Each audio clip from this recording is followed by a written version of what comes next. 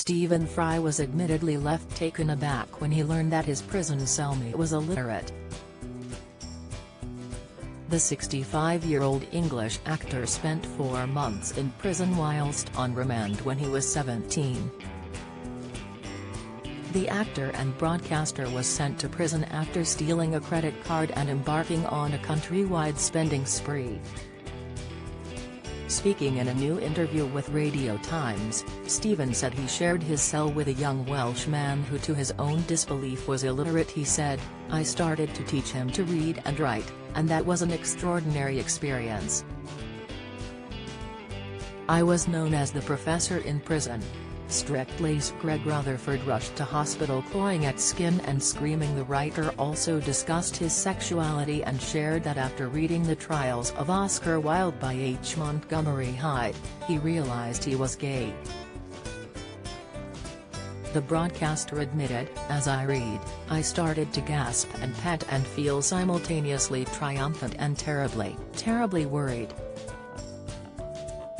I suddenly understood this extraordinary man and that his nature was the same as mine.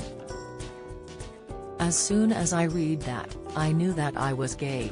Despite his prison stint as a teenager, Stephen has enjoyed an impressive career and went on to become a writer, actor, comedian and director, with his credits including Blackadder and the film series adaptation of The Hobbit. Don't miss: Taylor Swift adorably runs to embrace Kobe Bryant's daughter during LA concert. Latest: Rita Ora proposed to Oscar-winning husband a few weeks before their wedding. Insight: Lion King star tragically dies aged 47 as family share last curtain call. Exclusive: in an interview with Dragon's Den star Stephen Bartlett on his Diary of a CEO podcast, he candidly spoke about his childhood. Stephen shared, "I was a deeply difficult child that my parents took me to a psychiatrist when I was 14. That started my journey into my mental health. I started doing weird things," the actor explained.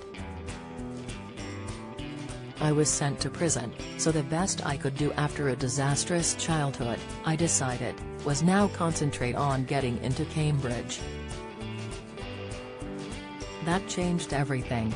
I want to please people. And if I don't please them, I get upset. I've done it wrong." The broadcaster said much of his disruptive behavior as a teenager was explained later in his life by his bipolar disorder, when he was diagnosed at 37.